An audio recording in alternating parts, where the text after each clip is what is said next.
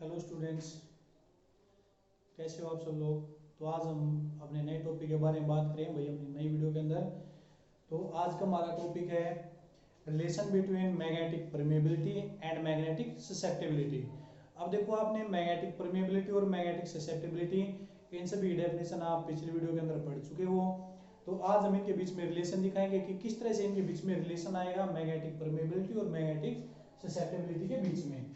तो देखो भाई, जो मैग्नेटिक परमेबिलिटी होती है उसको हम किससे दिखा देते हैं, म्यू आर से। यानी इसको रिलेटिव मैग्नेटिक परमेबिलिटी बोल सकते हैं, लेकिन होती तो मैग्नेटिक परमेबिलिटी है। और दिखा देते हैं हम ससेप्टिबिलिटी, ससेप्टिबिलिटी को हम ऐसे दिखा देते हैं। तो ये हमारे पास क्या होती है, ससेप्टिबिलिटी, हम इसको दिखा देंगे। तो इन दोनों के बीच में हम क्या दिखाएंगे, रिलेशन दिखाएंगे। तो देखो, सबसे पहले मैं क्या करता हूं भाई, अगर एक ये हमारे पास क्या है, मैग्नेट के दो पोल हमने एज्यूम कर लिए भाई, नॉर्थ टू साउथ। अब इसके बीच में मैं क्या कर देता हूं, एक मैग्नेटिक मटेरियल को रख देता हूं भाई यहाँ पर। ठीक है, तो इसके अंदर से मैग्नेटिक फील्ड लाइंस ऑफ हमारी क्या जाएगी, क्रॉस करके जाएंगे भाई। तो क्रॉस करके जाएंगे तो कैसे जाएंगे, मैग्नेटिक फील्ड लाइंस ऐसे नॉर्थ टू साउथ, और कुछ मैग्नेटिक फील्ड लाइंस क्या होगी, इसके अंदर से एंटर करेंगी। अब इसके अंदर देखो, जो मैग्नेटिक फील्ड लाइंस इसके अंदर से पास आउट हुई है और जो मैग्नेटिक फील्ड लाइंस इसके बाहर से पास आउट हुई है। तो देखो भाई, जो इसके अंदर से गई है तो ये मीडियम के अंदर होगा। तो इसकी जो मैग्नेटिक फील्ड है उसको हम किससे दिखा देते हैं, बी एम से। यानी मैग्नेटिक फील्ड इन मीडियम, और जो इसके बाहर से गई है उसको हम किससे दिखा देते हैं, बी नोट से। यानी magnetic field intensity in free space भी बोल सकते हैं। तो देखो, जब हम किसी भी एक मटेरियल को मैग्नेटाइजिंग फील्ड के अंदर रख देते हैं, मैग्नेटाइजिंग फील्ड आपको पता है कि मैग्नेटाइजिंग फील्ड वो फील्ड होती है जब किसी भी मटेरियल को उसके अंदर हम रखते हैं तो उस मटेरियल को क्या कर देती है, मैग्नेटाइज कर देती है भाई। तो जब किसी भी एक मटेरियल को मैग्नेटाइजिंग फील्ड के अंदर रखते हैं तो वो मटेरियल क्या हो जाता है, मैग्नेटाइज हो जाता है हमारा। और जो मैग्नेटाइजिंग फील्ड हमने ली है उसकी मैग्नेटाइजिंग इंटेंसिटी कितनी है भाई। मैग्नेटाइजिंग इंटेंसिटी आपको पता है हम किससे डिनोट करते हैं, मैग्नेटाइजिंग इंटेंसिटी। मैग्नेटाइजिंग इंटेंसिटी को हम दिखा देते हैं भाई एच से। ठीक है, तो मैग्नेटाइजिंग इंटेंसिटी क्या है, उस मैग्नेटाइजिंग फील्ड की एच है। तो देखो, जब ये मेटल हमने इस मैग्नेटाइजिंग फील्ड के अंदर रखा तो इसके अंदर जो टोटल मैग्नेटिक फील्ड या मैग्नेटिक इंडक्शन प्रोड्यूस हुआ वो टोटल कितना होगा भाई, B इज इक्वल टू। अब इसके अंदर देखो, ये जो मैग्नेटिक फील्ड लाइंस हमारी मेटेरियल के अंदर से पास आउट कर रही हैं और कैसे बाहर से जा रही हैं, तो जो टोटल मैग्नेटिक फील्ड होगा वो कहां कहां पर होगा भाई, इस मेटेरियल के अंदर भी होगा और इस मेटेरियल से बाहर भी होगा। तो जो टोटल मैग्नेटिक इंडक्शन या मैग्नेटिक फील्ड की अगर हम बात करते हैं तो उसकी वैल्यू क्या हो जाएगी भाई। देखो, अगर मैग्नेटाइजिंग इंटेंसिटी की टर्म में हम दिखाते हैं तो एक बार हम तो लिख देते हैं वही पहले मीडियम के अंदर और प्लस बी नोट। तो देखो, इस मीडियम के अंदर भी होगी और इसे बाहर भी होगी, तो जो टोटल मैग्नेटिक फील्ड लाइन वो इन दोनों को जोड़कर आ जाएगी भाई। ठीक है, अब हम बात करते हैं इस बी एम की वैल्यू कितनी होगी। बट देखो भाई, जब किसी भी मटेरियल को मैग्नेटाइजिंग फील्ड के अंदर रखते हैं यानी वो मीडियम के अंदर रखा जाता है, तो जो बी एम है उसकी वैल्यू क्या हो जाएगी भाई, म्यू नोट या फिर म्यू एच। क्योंकि आपको पता है, मैं यहां पर आपको बता देता हूं कि जो बी आया था हमारे पास वो म्यू एच के इक्वल आया था भाई। आपको याद होगी जब हमने डेफिनेशन की थी तो म्यू एच के इक्वल आ रहा, तो बी एम की वैल्यू क्या होगी आपकी, म्यू एच। लेकिन अगर हम स्पेस के अंदर देखते हैं तो जो बी नोट है उसकी वैल्यू आपके पास क्या हो जाएगी भाई, म्यू नोट आई, इसके इक्वल हो जाएगी। ठीक है, तो अब मैं क्या करता हूँ, इसको फर्स्ट इक्वेशन एज्यूम कर लेते हैं। इन दोनों की वैल्यू में क्या करता हूँ, इक्वेशन नंबर फर्स्ट के अंदर पुट कर देते हैं भाई, put in equation number first. देखो, ये हमने मैग्नेटाइजिंग इंटेंसिटी की टर्म में दिखाई है क्योंकि ये मैग्नेटाइज होगा जब हम इसको मैग्नेटिक फील्ड के अंदर रखेंगे। और B equal to mu naught I ये हमने किसकी टर्म में दिखाई है भाई, इंटेंसिटी मैग्नेटाइजेशन यानी I की टर्म में। यानी यहां से ये इस स्पेस के अंदर भी क्या होगी, मैग्नेटिक फील्ड हमारी प्रेजेंट होगी ना, तो कितनी होगी, म्यू नॉट आई। अब ये वैल्यू, या फिर हम इसको ये भी कर सकते हैं भाई, खाली म्यू आई से भी हम इसको दिखा सकते हैं, म्यू इंटू में आई, अगर इसके अंदर आप कोई भी चीज दिखाना चाहते हो भाई। तो हमारे पास क्या होती है भाई, ये वैल्यू आती हैं। अगर आप इसको म्यू नोट को फ्री स्पेस के अंदर दिखा रहे हो तो यहाँ भी आपकी म्यू नोट आ जाएगी, ठीक है। अगर दोनों को म्यू में दिखा रहे हो तो दोनों को म्यू में दिखा सकते हैं, ठीक है। तो चलो हम इसको बार बार, ये हमारे पास क्या है, फ्री स्पेस है, इस मीडियम के अंदर हम म्यू नोट आई ही ले लेते हैं। तो म्यू को भी हम किसके अंदर लेंगे भाई, म्यू नोट एच में ले लेंगे, ठीक है, क्योंकि इसके अकॉर्डिंग हमें चलना है। क्योंकि मेटेरियल तो हमारा थोड़ा सा है, हो सकता है भाई जो हमारी मैग्नेटिक फील्ड है मेटेरियल से क्या हो बहुत ज्यादा हो, बाहर बाहर वाले जो जगह है उसके अंदर, ठीक है। तो जो वैल्यू ज्यादा होती है हम उसी की तरफ में इसकी वैल्यू लेके चलेंगे। तो अब इसकी वैल्यू क्या करो भाई, इक्वेशन नंबर फर्स्ट के अंदर हम पुट कर देते हैं। तो बी की वैल्यू हमारे पास क्या हो जाती है, mu naught H plus mu naught I, यहां से आ गया। अब हम यहां से क्या कर सकते हैं भाई, म्यू नोट को बाहर निकाल सकते हैं, म्यू नोट हमने कॉमन ले लिया, अंदर क्या बचे हमारे पास एच प्लस आई। लेकिन देखो ये तो हमारी इंटेंसिटी ऑफ मैग्नेटाइजेशन और मैग्नेटाइजिंग इंटेंसिटी इन दोनों की टर्म में आई, लेकिन हमें किसकी टर्म में लेके जाना है भाई, मैग्नेटिक परमेबिलिटी और मैग्नेटिक ससेप्टिबिलिटी की टर्म में हमें इनको लेके जाना है। तो मैग्नेटिक परमेबिलिटी और मैग्नेटिक ससेप्टिबिलिटी में लेके जाने के लिए हम क्या करेंगे, रिलेशन देखते हैं भाई।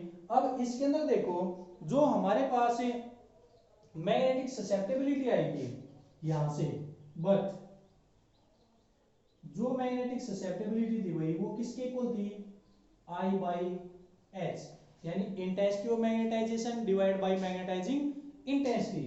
तो यहां से हमारे पास x की value I by H I थी।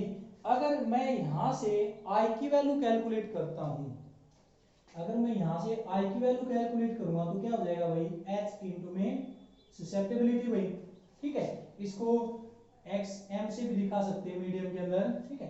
तो ये वैल्यू आई की, इसको इक्वेशन नंबर हम क्या माने थे, सेकंड के अंदर हम पुट कर देते हैं। तो यहां से हमारे पास क्या होगा भाई, B is equal to mu naught H plus में क्या होगा भाई हमारे पास, ये आ जाएगा आपका I की वैल्यू पुट की तो H इंटू में जाई एम भाई। अब यहां से दोनों में से मैच कॉमन निकाल सकते हैं, ये हो गया भाई हमारे पास म्यू नोट एच, यहां पर बच गया 1 प्लस में जाई एम, हमारे पास ये वैल्यू आ जाती है भाई इसकी म्यू नोट एच। अब इसके अंदर देखो हमारे पास हमें सिर्फ क्या रखना है, एक तो म्यू आर लेके आना है यानी रिलेटिव मैग्नेटिक परमेबिलिटी, और दूसरे में सिर्फ क्या रखनी है, ससेप्टिबिलिटी। ये दो चीज हमें रखनी है, बाकी सभी चीजों को हमें क्या करना है, कैंसिल करना है। तो यहां से हम कह सकते हैं भाई देखो h को कैंसिल करने के लिए हम क्या करेंगे, जो b की वैल्यू है अगर मीडियम के अंदर दिखाएं तो क्या होगी, म्यू इंटू में h हो जाएगी हमारी। अब ये इसके अंदर पुट करेंगे तो b की वैल्यू हमने यहाँ पर पुट की, तो ये होगा भाई आपका mu h is equal to mu naught h into में 1 प्लस में जाई एम, h से h हमारा कैंसिल होगा, म्यू इज इक्वल टू में म्यू नोट इंटू में 1 प्लस में जाई एम, ये बचा। अब यहां से हम क्या करेंगे भाई, इस म्यू नोट को हम इस तरफ लेके आ जाते हैं, वहां से उसको मैं रब कर देता हूं भाई, ये चीज आपने समझ ली होगी, या इसको नोट कर लेना स्क्रीनशॉट या वीडियो को पॉज करके, जैसे भी आप करना चाहो।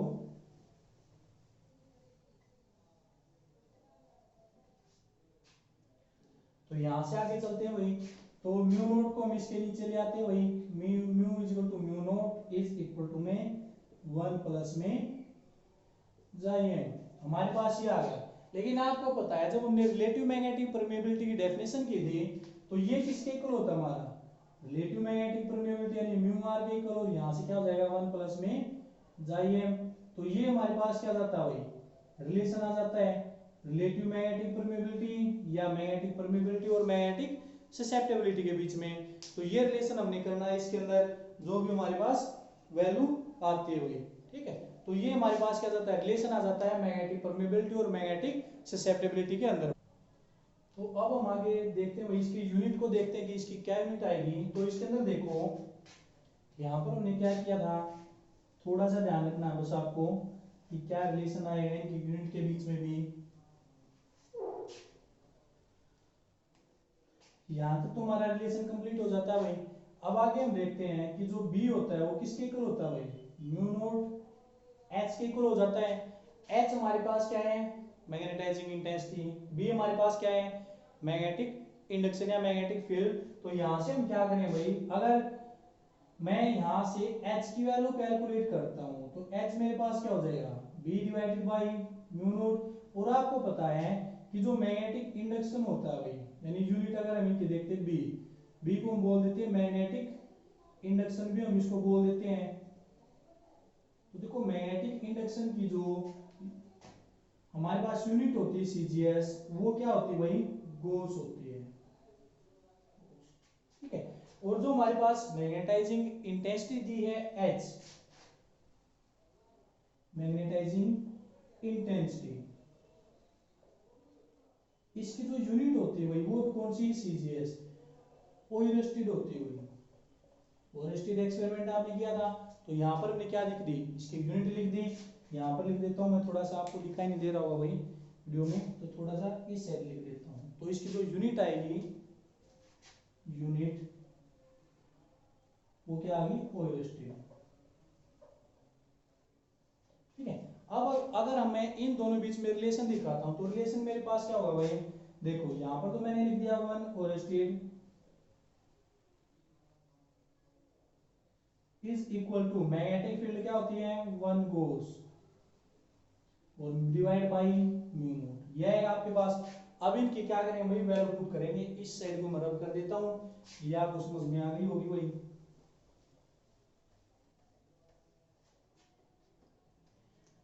One oersted is equal to, अब देखो वन गोस की वैल्यू क्या होती है, मैंने आपको बताया था कि वन गोस किसके इक्वल होता है भाई, 10⁻⁵ टेस्ला की, 10⁻⁴ टेस्ला। तो यहाँ पर मैं वैल्यू लिख सकता हूँ भाई 10⁻⁴ Tesla divided by mu naught की वैल्यू क्या होती है, आपको पता है इसकी वैल्यू क्या हो जाएगी भाई, 4 पाई इंटू में 10⁻⁷। इसकी जो यूनिट होगी टेस्ला मीटर पर एम्पियर में, ठीक है। टेस्ला से टेस्ला कैंसिल होगा, यहां से जब हम वैल्यू पुट करते इसको सोल्व करेंगे, तो वो जो वन ओरेस्टेड है इसकी जो यूनिट आती है हमारे पास 10 की पावर को सोल्व करोगे, तो यहां से हमारे पास वैल्यू क्या चाहिए भाई 80। इस जब हम इन तीनों को सोल्व करके लिखेंगे तो हमारे पास वैल्यू आएगी 80 डिवाइड बाई एम्पियर ऊपर जाके प्लस में और मीटर नेगेटिव में हुई। तो ये यूनिट आपने ध्यान रखनी है कि वन जो ओरेस्टेड होता है वो किसके इक्वल होता है भाई 80 पर ampere metre, ampere per metre के इक्वल हो जाता है हमारा। तो ये हमारे पास क्या आता है, रिलेशन आ जाता है किसके बीच में, मैग्नेटिक परमेबिलिटी और मैग्नेटिक ससेप्टिबिलिटी के बीच में भाई। ये रिलेशन आपका बहुत ज्यादा यूज होता है, इंपॉर्टेंट रिलेशन आपका जब हम डायमैग्नेटिक, पैरामैग्नेटिक और फेरोमैग्नेटिक सब्सटेंस के बारे में पढ़ेंगे, तो ये रिलेशन आपका यूज होगा भाई वहां पर उसकी परमेबिलिटी और ससेप्टिबिलिटी निकालने के लिए। तो ये रिलेशन आपने ध्यान से देखना है कि किस तरह से हमने इसको निकाला है और कैसे कैसे हमने इसकी वैल्यू फाइंड आउट की, कौन कौन सी टर्म हमने इसके अंदर यूज की है।